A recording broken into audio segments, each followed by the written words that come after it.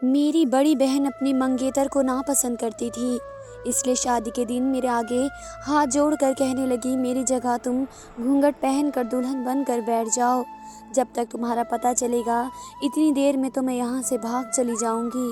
میرے دل میں لالچ آ گیا کیونکہ میں اس لڑکے کو پسند کرتی تھی، اس لیے میں نے باجی کے بھاگنے کا کسی کو نہیں بتایا بلکہ خود ہی نکاح کرنے بیٹھ گئی۔ جو بھی ہوگا بعد میں دیکھ ہی جائے گی۔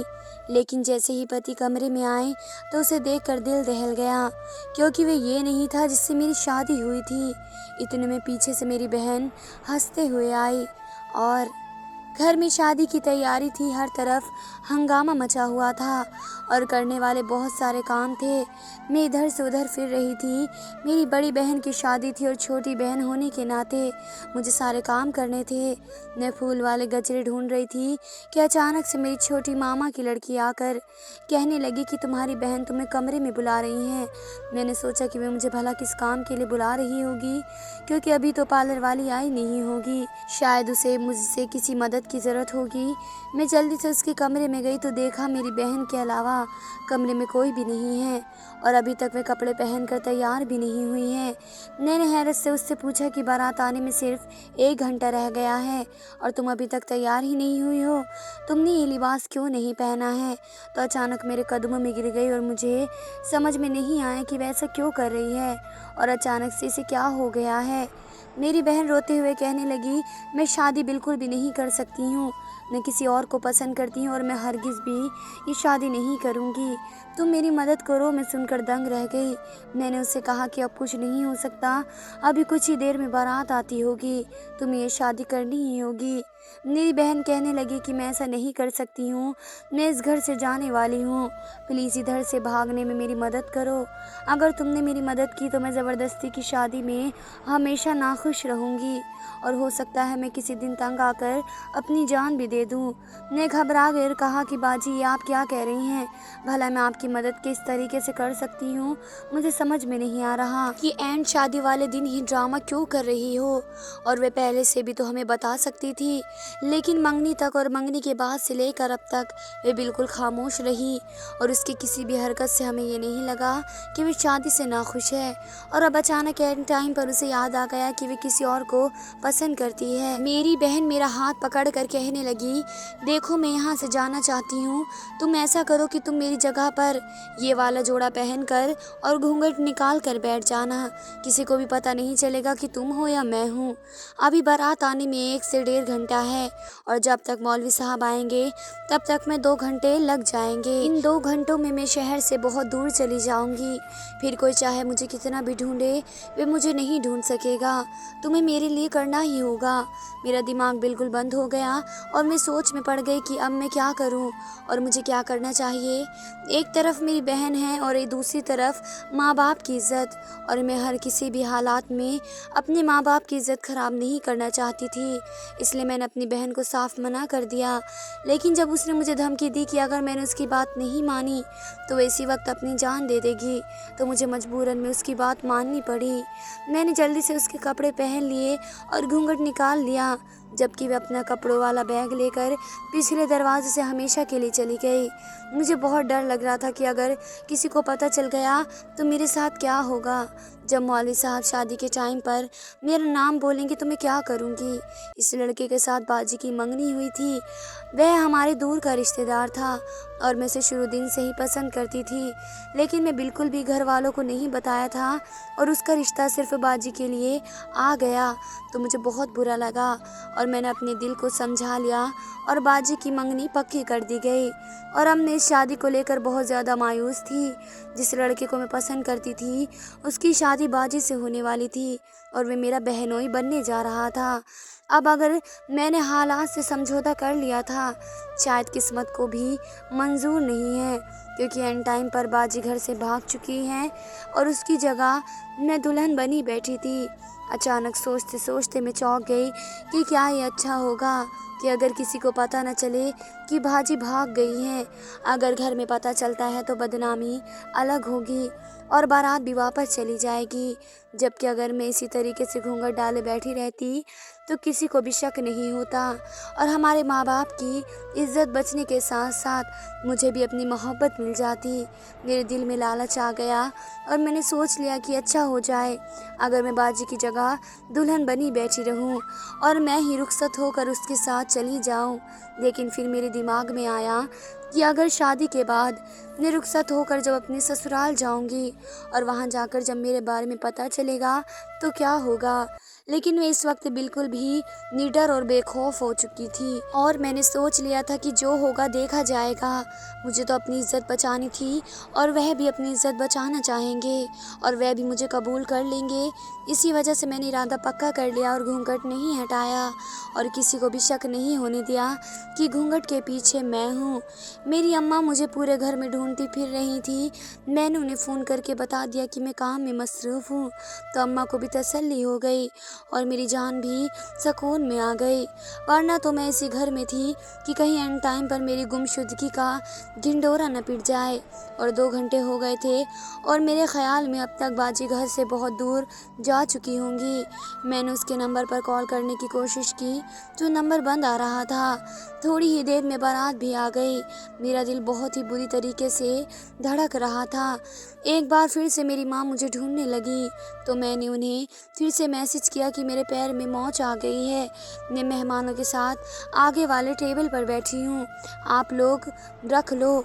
मुझे मालूम था कि ये मौके की नज़ाकत ही ऐसी है कि अम्मा मुझे तलाश करने में टाइम वेस्ट नहीं करेंगी।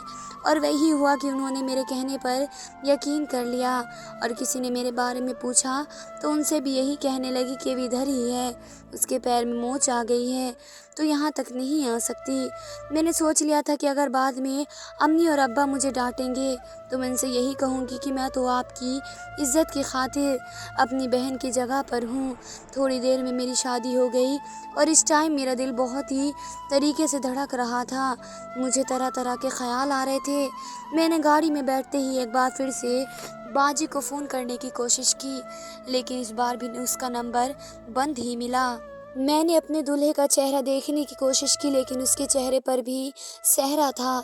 असल में हमारा ख़ानदान का रिवाज है कि दुल्हन घूंघट और दूल्हा सहरा पहन कर ही शादी करेंगे, इसलिए किसी को भी शक नहीं हुआ और ना ही कोई एतराज़ हुआ। जाने क्यों लेकिन मेरा दिल बार बार गलत होने का अंदेशा दे रहा था। मैं गाड़ी में अकेली उसके साथ बैठी हुई थी लेकिन कुछ ही देर में ससुराल पहुंच गए और मुझे इसी तरीके से घूंघट में ही कमरे में पहुंचा दिया गया। मैं सोच रही थी कि ना जाने अब क्या तमाशा होगा जब घूंघट उठाकर वे मेरा चेहरा देखेंगे। बड़ी बहन की जगह मुझे पाकर उसकी जान क्या होगा। थोड़ी ही देर गुजरी कि कमरे का दरवाज़ा खुला और वे अंदर आ गया। मैंने आंखें बंद कर ली। उसने मेरा घूंघट उठाया जैसे कि मैं सोच रही थी कि मेरा घूंघट उठाते ही वे चीख पड़ेगा, लेकिन ऐसा कुछ भी नहीं हुआ। और मैंने झटके से आंखें खोली तो मैंने देखा कि चीखने की बारी तो मेरी थी। मेरे पति की जगह पर कोई और लड़का था। वे तो था ही नहीं जिसे मैं पसंद करती थी और जिसकी शादी मेरी बहन से होने वाली थी। मैं घबरा गई और पीछे हटते हुए कहने लगी कि आप कौन हो। वे हंसते हुए कहने लगा कि अरे तुम अपने पति को भूल गई हो क्या, मैं ही तो हूँ तुम्हारा पति, अभी अभी तो हमारी शादी हुई है। वे ये क्या कह रहा था, क्या मेरे साथ कोई धोखा हुआ है या मैं कोई ख्वाब देख रही हूँ। इतने में दरवाजे पर दस्तक हुई तो वह मुझे कुछ कहे बिना ही दरवाज़ा खोलने चला गया और दरवाजे से आने वाली हस्ती को देखकर मैं चौंक कर रह गई। मेरी बहन हंसते हुए अंदर आ रही थी और उसके पीछे अंदर दाखिल होने वाले शख्स को देखकर मेरी तो जान ही निकल गई, क्योंकि वह तो वही लड़का था जिससे वे शादी करने से मना कर रही थी और घर से भाग गई थी। और ये दोनों एक साथ नज़र आ रहे थे। मैं दुल्हन के लिबास में यहाँ पर बैठी हुई थी। ये सब क्या हो रहा था। मेरा तो दिल का दौरा आने लगा था। मैंने बाजी को देखकर ही चिल्लाकर पूछा कि बाजी ये सब क्या तमाशा है, क्या आपने मेरे साथ धोखा किया है। तब बाजी कहने लगी कि तुम्हारे साथ कोई धोखा या फरेब नहीं हुआ। तुमने मेरी मदद करने को कहा था तो तुमने मेरी मदद कर दी। اب جلدی سے اٹھو اور اپنے گھر چلی جاؤ، کیونکہ گھر میں کسی کو نہیں پتہ ہے کہ تم یہاں پر ہو، وہ تمہیں ڈھونڈ رہے ہوں گے۔ میں حیران ہو کر کہا کہ یہ آپ کیا کہہ رہی ہو، یہ سب کیا ہے، مجھے کچھ بتاؤ۔ تو باجی کہنے لگی کہ ابھی یہ مناسب موقع نہیں ہے، کسی دن بتا دوں گی، لیکن ابھی کے لیے تم یہاں سے چلی جاؤ کیونکہ گھر والے تمہیں ڈھونڈ رہے ہیں۔ باجی نے مجھے کپڑے دیے اور کہا کہ یہ کپڑے پہنو، جلدی سے گھر پر چلی جاؤ۔ وہی وہ لڑکا جو دولہے والے لباس میں تھا، اس سے باجی کہنے لگی کہ جاؤ تم اسے گھر سے جلدی سے چھوڑ کر آ جاؤ۔ میں تو اس وقت بالکل ہی سن رہ گئی تھی، مجھے کچھ سمجھ میں نہیں آ رہا تھا، اسی وجہ سے میں چپ چاپ گاڑی میں جا کر بیٹھ گئی۔ وہ لڑکا امن فرنٹ سیٹ پر آ کر بیٹھ گیا۔ میں نے اسے راستے میں بھی پوچھنے کی کوشش کری کہ یہ سب کیا چل رہا ہے، لیکن وہ مجھے کہنے لگا کہ میں تو خود نہیں جانتا ہوں، مجھے تو بس جتنا کہا گیا تھا میں نے اتنا ہی کرا۔ اس نے مجھے گھر سے تھوڑی دور ہی اتار دیا اور چلا گیا۔ جیسے ہی میں گھر میں داخل ہوئی تو بالکل سامنے ہی امی اور ابا کو دیکھ کر میں ڈر گئی۔ ابا مجھے دیکھتے ہوئے غصے سے آگے بڑھے اور اماں نے تو مجھے تھپڑ ہی لگا دیا۔ امی مجھے غصے سے کہنے لگی کہ تم کتنے گھنٹے یہاں سے غائب تھی، میں نے تمہیں گھر پر ہر جگہ دیکھ لیا لیکن تم مجھے نہیں ملی، یہاں تمہاری بہن کی رخصتی بھی ہو گئی اور تم مجھے نظر نہیں آئی ہو، اتنے گھنٹے تم کہاں پر گزار کر واپس آ رہی ہو، میرے تو دماغ گھوم کر رہ گیا۔ اب میں نے کیا بتاتی کہ باجی کی جگہ میں رخصت ہو کر گئی تھی، اگر میں بتا بھی دیتی تو کوئی میری بات کا یقین نہ کرتا۔ مجھے بالکل بھی سمجھ میں نہیں آ رہا تھا کہ میں اب امی کی باتوں کا کیا جواب دوں۔ اسی وقت باجی کا فون آ گیا اور انہوں نے کہا کہ امی اسے کچھ مت کہو، یہ بیچاری تو بڑی ہی جلدی میں نکلی تھی، مجھے بتا کر گئی تھی، لیکن میں آپ کو نہیں بتا سکتی تھی، اصل میں اس کی قریبی دوست کا ایکسیڈنٹ ہو گیا تھا اور وہ اپنی آخری سانسیں گن رہی تھی، اس لیے یہ شادی کو چھوڑ کر بیچ میں چلی گئی۔ یہ سن کر امی اور ابو کا غصہ شانت ہو گیا اور انہوں نے مجھے کمرے میں جانے کے لیے کہہ دیا تھا۔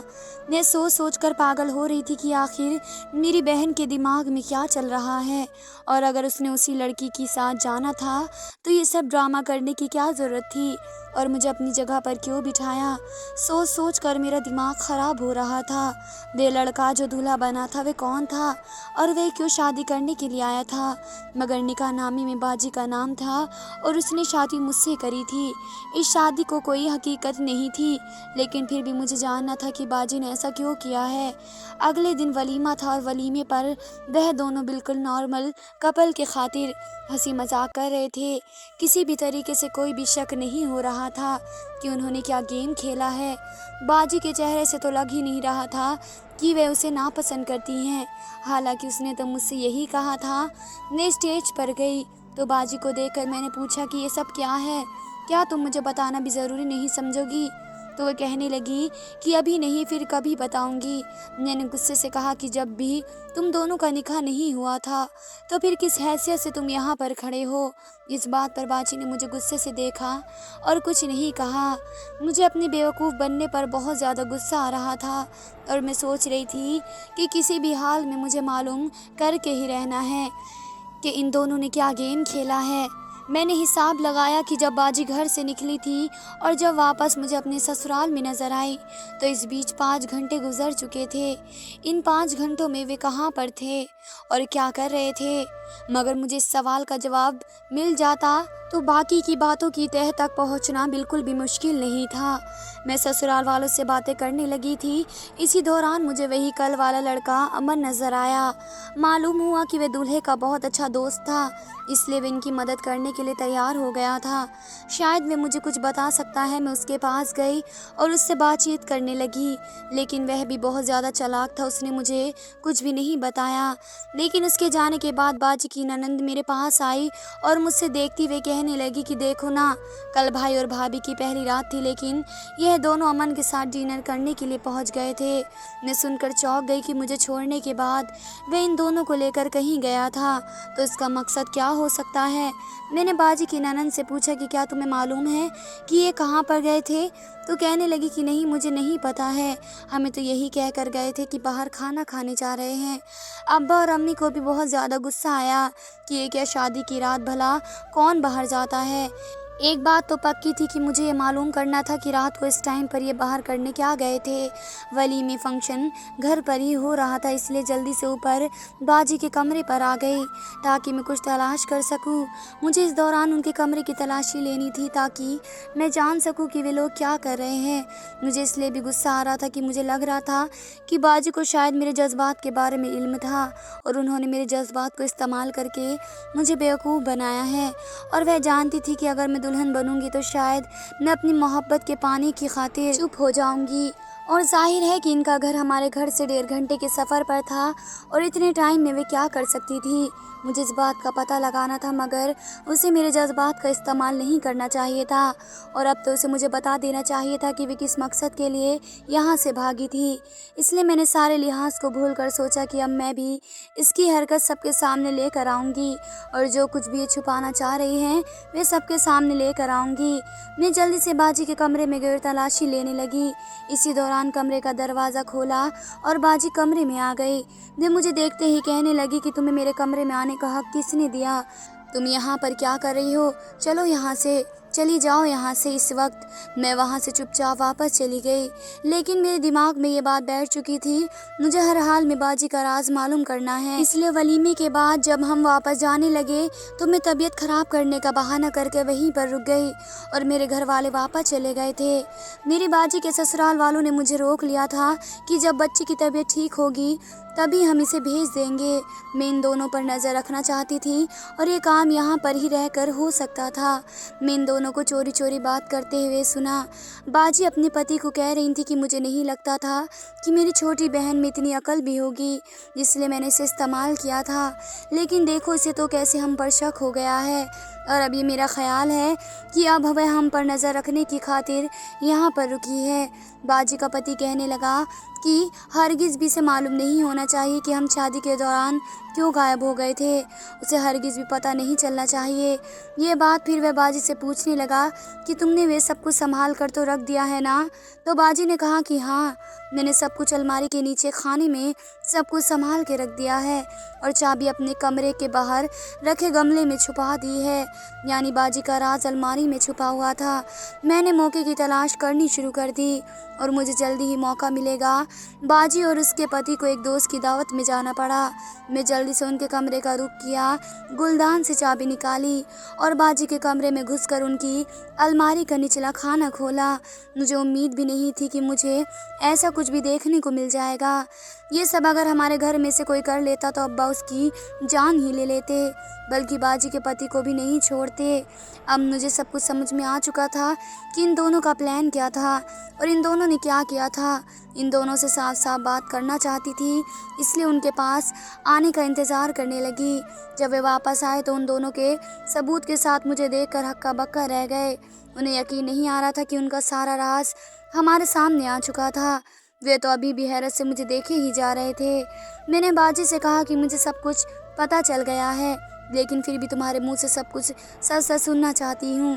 बाजी रोते हुए सब कुछ बताने लगी थी। मैं और आमिर एक दूसरे को पसंद करते थे और हमें पूरी उम्मीद थी कि हमारे घर वाले मान जाएंगे और हुआ भी यही। हमारे घर वाले मान गए और हमारी मंगनी भी हो गई। मंगनी के बाद अक्सर हम बाहर छुप कर मिलने लगे, ये जानते हुए कि निकाह से पहले की तन्हाई में मिलना नहीं चाहिए। लेकिन अब हम ये गलती कर चुके थे और इसी गलती का फ़ायदा हमारा किसी ने उठा लिया और हमारी तस्वीर खींच ली। बारात वाले दिन मुझे आमिर का फ़ोन आया। उसने मुझे बताया कि हमारे किसी ने तस्वीर खींच ली हैं और अब हमें वे कॉल कर के धमकी दे रहा है और ब्लैकमेल कर रहा है। अगर हमने इसी वक्त 10 लाख का इंतज़ाम नहीं किया तो वह हमारी तस्वीर हमारे ख़ानदान वालों को दिखा देगा। आमिर का एक बहुत ही अच्छा दोस्त था, पुलिस में था। हमने उससे सारी बात बताई तो उसने हमारी मदद करने का फ़ैसला कर लिया, लेकिन उसके लिए हम दोनों के लिए इस आदमी के बताए हुए पते पर पैसे लेकर जाना था और अब हमें वहां पर जाकर उसे पकड़ना था। इस सारे काम में 5 घंटे लग जाते اور ہم شادی کو بھی نہیں چھوڑ سکتے تھے، اس لیے اگر ہم شادی سے غائب ہوتے تو ہم پر اور بھی زیادہ شک ہو جاتا۔ اس لیے ہم نے یہ پلان بنایا کہ اب عامر کو امن کی جگہ پر بٹھا دیا اور میں اپنی جگہ پر تمہیں بٹھا دیا، اور مجھے امید تھی کہ تم ماں باپ کی عزت بچانے کی خاطر تم رخصت ہو جاؤ گی، اور میں یہی چاہتی تھی کہ سب کچھ ویسا ہی ہو جیسا ہم نے سوچا تھا۔ اس لیے ہم نے یہ پلان بنایا اور سب کچھ ویسا ہی ہوا جیسا ہم نے سوچا تھا۔ اس سارے ٹائم کے دوران پولیس نے ان لوگوں کو پکڑ لیا اور ہماری ساری تصویر نکلوا لی تھی، بلکہ انہیں ڈیلیٹ بھی کر دیا تھا۔ سارے کام سے نپٹ کر ہم پھر گھر واپس آ گئے۔ میں نے پھر سے تمہیں اس لیے تو گھر پر بھجوا دیا تھا کہ اب تمہاری کوئی ضرورت نہیں ہے۔ جب امن تمہیں چھوڑ کر آیا تو اس نے مجھے کہا کہ ہم دونوں کی شادی ہو ہی نہیں ہے، تو پہلے ہمیں شادی کرنی چاہیے، اس لیے وہ ہم دونوں کو لے کر مسجد میں چلا گیا، جہاں پر ہمارے اور کچھ دوست بھی موجود تھے، اور گواہ کی موجودگی میں پھر ہم نے رات کو شادی کر لی۔ سب کچھ سن کر میں حیران رہ گئی تھی۔ مجھے الماری سے ان کی شادی کرنے کا نکاح نامہ ملا تھا جس پر ٹائم لکھا ہوا تھا، اور کچھ تصویریں بھی ملی تھی جس کو رکھنے کا انہیں بھی موقع نہیں ملا تھا، اور مجھے یہ بات بھی پتہ چل گئی کہ میری باجی کو میرے جذبات کے بارے میں کچھ نہیں پتہ تھا۔ وہ صرف یہی سوچ رہے تھے کہ ماں باپ کی خاطر میں رخصت ہو جاؤں گی، اور یہ نہیں سوچا تھا انہوں نے کہ میں اپنی پسند کو پانے کے لیے رخصت ہوئی ہوں، کیونکہ وہ میری بہن کا پتی تھا۔ اسی لیے میرے لیے اب اپنے دل کو قابو کرنا تھا، اور میں ان دونوں کو شادی مبارک کہہ کر گھر پر واپس آ گئی تھی۔ دھنیہ واد دوستو۔